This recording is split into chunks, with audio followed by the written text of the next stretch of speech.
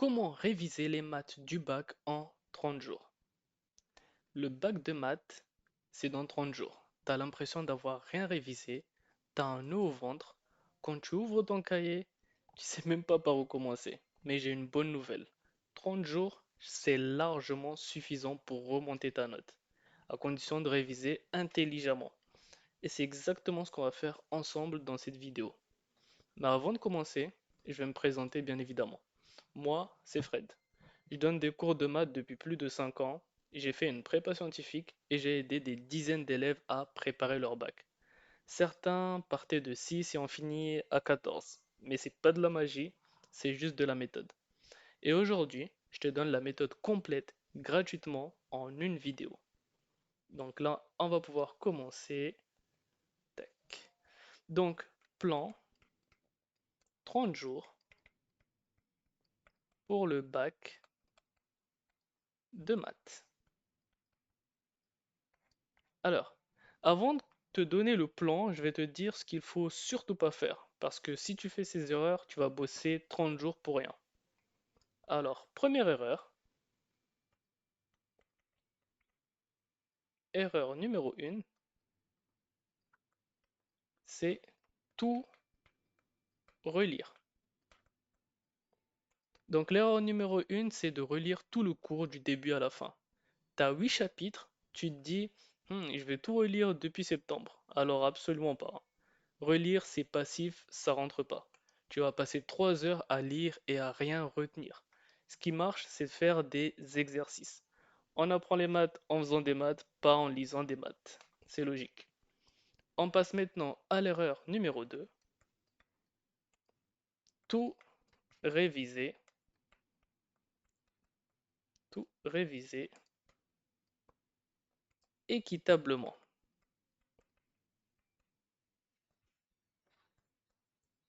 Alors, tous les chapitres ne sont pas égaux au bac. Il y en a qui tombent tous les ans, d'autres qui tombent presque jamais. Et moi, je vais te dire exactement lesquels prioriser. Et enfin, la dernière et troisième erreur. Erreur numéro 3, faire des exos sans corriger. Alors, quand tu fais un exercice, tu as tendance à regarder la correction, puis tu te dis, ah oui, c'est ça, et après tu passes au suivant. Bah, si tu fais ça, c'est que tu n'as rien compris. Quand tu te trompes, tu dois comprendre pourquoi tu t'es trompé. C'est là que le vrai apprentissage se passe. Chaque erreur corrigée, c'est un point de plus au bac. Parfait. Maintenant, on va pouvoir passer au plan concret. Alors, le plan concret, on va le découper, on va prendre plutôt 30 jours qu'on va découper en 4 semaines. Chaque jour, chaque semaine, pardon, a un objectif clair. Alors, on va commencer par la première semaine. Donc, la semaine numéro 1, diagnostic et les fondations. Diagnostic et fondations. Oui, j'ai tendance à écrire un peu vite, donc excusez du coup, ou excuse plutôt euh, la rapidité. Parfait. Dans ce cas-là, on va pouvoir commencer, tac, ici. Alors, durant la première semaine, tu fais pas d'exercice de bac. Ce que tu vas faire, c'est plutôt un diagnostic. Tu vas prendre la liste de chapitres que je vais te donner là à l'écran. Ok. Donc, on va commencer par le premier chapitre qui vont être les suites, que ce soit des suites arithmétiques ou géométriques. Il va falloir bien évidemment les maîtriser. Géométriques. Parfait. Ensuite, on va avoir les fonctions exponentielles. Fonctions exponentielles. Ensuite, on va avoir les fonctions logarithmes. Logarithmes. Donc, pour ceux qui ne sont toujours pas au courant, il y a plusieurs fonctions exponentielles, plusieurs fonctions logarithmes. Donc, mettez-vous bien à jour là-dessus. Ensuite, on va avoir le chapitre sur la dérivation et étude de fonctions. Étude de fonctions. le chapitre sur la continuité, sur les limites, ne vous inquiétez pas, on a bientôt fini, sur les intégrales, sur les probabilités, donc tout ce qui concerne les lois discrètes et continues, hein. Donc loi discrète continue. Certains d'entre vous ont vu beaucoup plus de lois que d'autres. Et enfin, le dernier chapitre, à savoir la géométrie dans l'espace. Alors, pour chacun de ces chapitres, tu vas te poser une question très simple. Est-ce que lorsque je fais un exercice de base dessus, est-ce que je suis capable de le faire ou pas? Ok, donc juste tu te poses la question. Est-ce que pour un exercice de base, je peux le faire, oui ou non? Tu prends une feuille et tu vas noter pour chacun de ces chapitres, tu vas mettre une sorte de emoji vert, rouge ou jaune à côté. Alors vert, ça veut tout simplement dire, donc là on va mettre du vert, vert, ça veut tout simplement dire que tu gères. Vert, je gère. Gère. Voilà. Bon, comme je l'ai dit, j'écris un peu vite. Donc vert, ça veut dire que tu connais le cours et tu sais faire les exercices classiques. Ensuite, on a du orange. Orange, ça veut dire que c'est flou. Ok. Orange, tu connais le cours, mais tu bloques sur les exos. Et enfin, le gros point faible, le gros warning ici, pour ceux qui parlent un peu anglais. Donc, le point rouge, ça veut dire que tu as quasiment oublié ton cours. Ok, donc là, il faut vraiment pas être dans cette zone-là. Mais bon, une fois que tu as fait ta liste, tu sais exactement où sont tes trous. Et cette première semaine, tu vas combler justement ces gros points rouges. Ok. Seulement ces gros points rouges. Tu vas revoir le cours de ces chapitres-là, où tu as les gros points rouges. Tu vas faire 2 à 3 exos de base sur chacun de ces chapitres. Le but, c'est que pour chacun de ces chapitres, ils puissent évoluer pour passer au niveau orange. À savoir que tu connais au moins le cours, mais tu galères sur certains exercices. Parfait. Donc, pour cette semaine, il faut que tu te focalises à faire de 2 heures, voire un peu moins, donc 1 heure et demie par jour, pas plus. N'oublie pas qu'on est sur un marathon et non pas un sprint, hein, donc tu ne veux pas t'essouffler avant la fin des 30 jours. Parfait, maintenant on va pouvoir passer à la deuxième semaine. Donc la semaine numéro 2, on va voir les 4 rentables. Alors maintenant on attaque les chapitres à haut rendement, ceux qui tombent quasiment tous les ans au bac et qui te rapportent le plus de points. Parmi eux, on a les suites. Donc, on sait tous, presque chaque année, il y a un exercice sur les suites. Arithmétique, géométrique, les suites définies par récurrence. Si tu maîtrises ça, c'est déjà 4 à 5 points quasiment garantis. Ensuite, on va avoir la dérivation plus l'étude de fonction. Étude de fonction. Donc lui, c'est le classique du bac. Dérivée, tableau de variation, tangente, ça tombe tous les ans.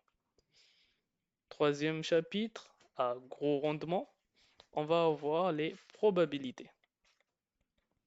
Alors, il faut connaître toutes les lois classiques, bien évidemment. Loi binomiale, loi normale, arbre de probabilité. C'est souvent l'exercice le plus accessible, le plus simple du sujet de bac.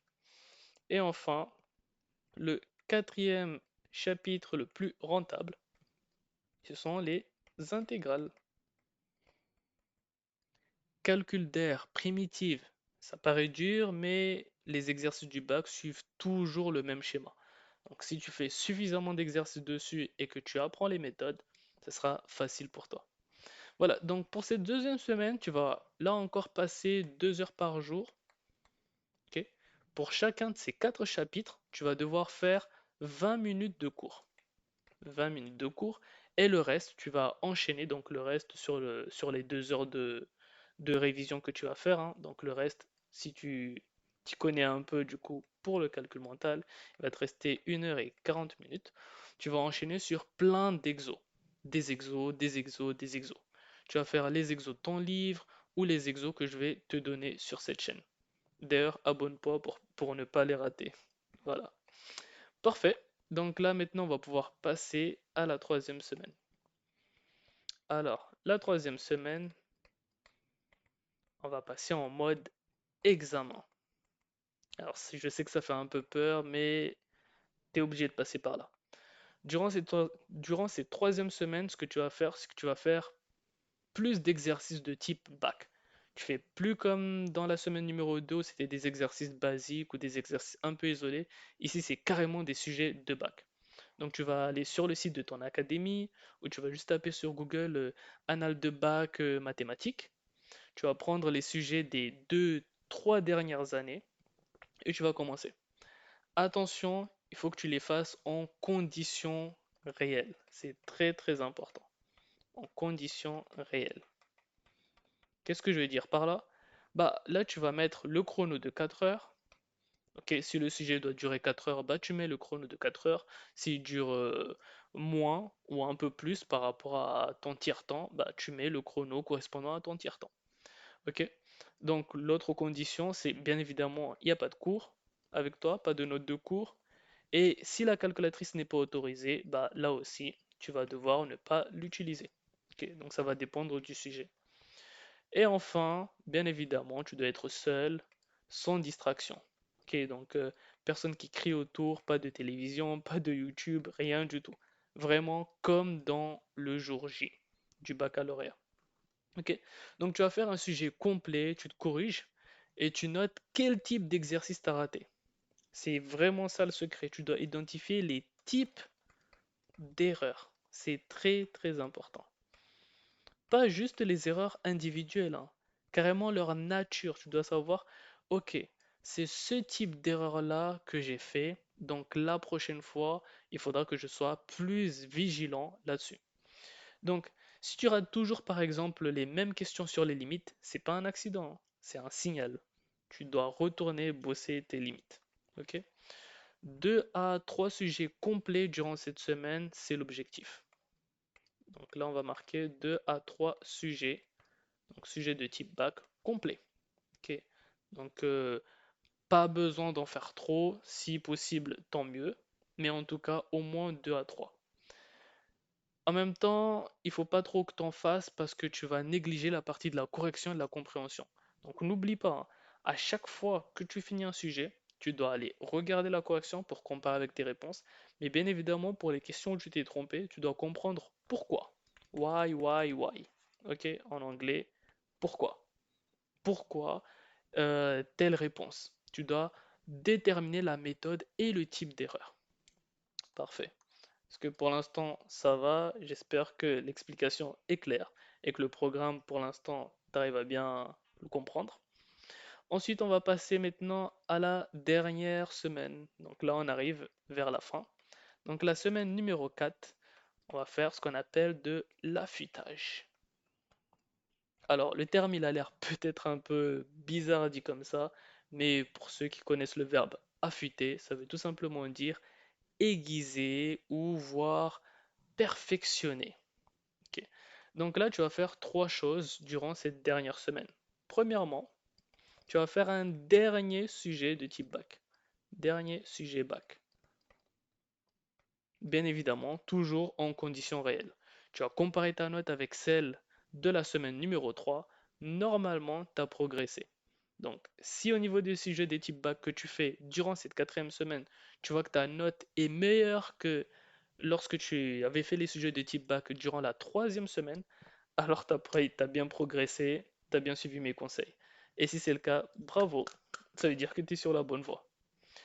Deuxièmement, tu vas faire maintenant des fiches de formules.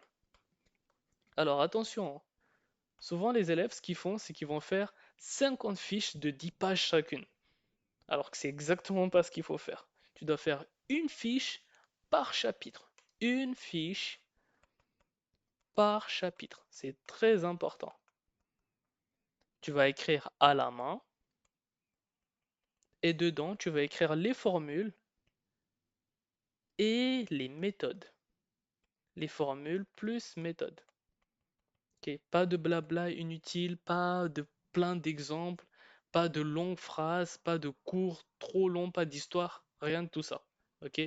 Une fiche par chapitre. Tu vas mettre que ce qui est super important pour toi parce que tu te dis que tu risques peut-être de l'oublier ou que tu n'es pas sûr encore. Ok? Si c'est vraiment acquis que c'est une règle ou une formule que tu maîtrises depuis déjà un petit moment, pas besoin de la noter sur la fiche. Ok? Enfin, le troisième truc à faire durant cette dernière semaine, c'est que tu vas faire un repos durant les 2 derniers jours avant le bac. Tu m'as bien entendu, les 48 heures avant le bac, tu fais rien. Tu dors bien, tu manges, tu te détends. Ton cerveau, il a besoin de consolider tout ce que tu as appris durant les 28 derniers jours. Donc, réviser la veille, c'est vraiment le meilleur moyen de paniquer, de tout mélanger. Voilà. Donc là, on vient d'arriver à la fin de notre plan de 30 jours pour te préparer avant ce bac qui arrive très très vite. Avant de te quitter, je vais te donner maintenant 3 derniers conseils bonus. Donc, ce sont 3 conseils qui vont vraiment faire la différence. 3 conseils. Alors, le conseil numéro 1 que je pourrais te donner ici, c'est refais-le à blanc. Alors, qu'est-ce que je vais dire quand je dis refais-le à blanc? C'est quand tu corriges un exercice et que tu avais faux, tu lis pas juste la correction et ensuite tu fermes la correction et ensuite tu refais l'exercice. Non, non, non. Attention, tu dois refaire l'exercice mais sans aide. Si tu n'y arrives pas, c'est que tu n'as pas compris et c'est ok. Tu dois juste relire la correction et recommencer. Donc quand je dis refais-le à blanc, c'est vraiment sans aide. Tu dois refaire l'exercice sur lequel tu t'es trompé sans regarder, sans indice, sans aucune aide. Si tu arrives à le refaire tout seul sans aucune aide, tu as gagné. Ok. Donc là, on va passer maintenant au conseil numéro 2. Révise le matin. Donc je sais que c'est un conseil que tu as peut-être déjà entendu, mais c'est un conseil qui est vrai et qui est très efficace. En fait, ton cerveau, il est plus efficace le matin. Maths le matin et les matières un peu plus légères l'après-midi. Si tu fais des maths à 22 heures après avoir fait 8 heures de cours durant la journée, tu vas rien retenir. Tu es trop fatigué pour ça, ça sert à rien. Et enfin, le conseil numéro 3, explique à quelqu'un. Donc ce conseil, c'est pas un conseil que beaucoup de gens connaissent, mais c'est un conseil quand même qui a été rendu public et très connu par Richard Feynman. Ok.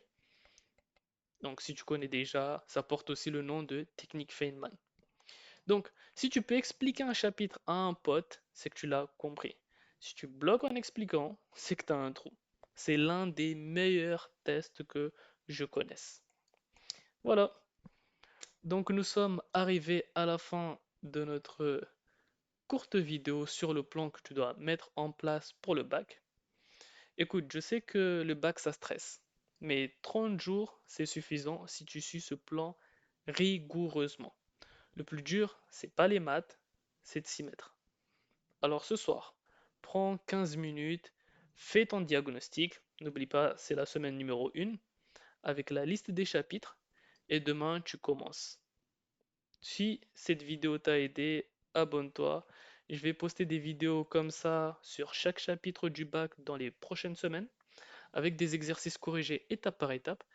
Et si tu as une question, mets-la en commentaire, je réponds à tout le monde. Et surtout, souviens-toi, tout le monde peut réussir en maths. C'est pas une question de talent, c'est une question de méthode et de régularité. Allez, on se retrouve dans la prochaine vidéo. Bon courage!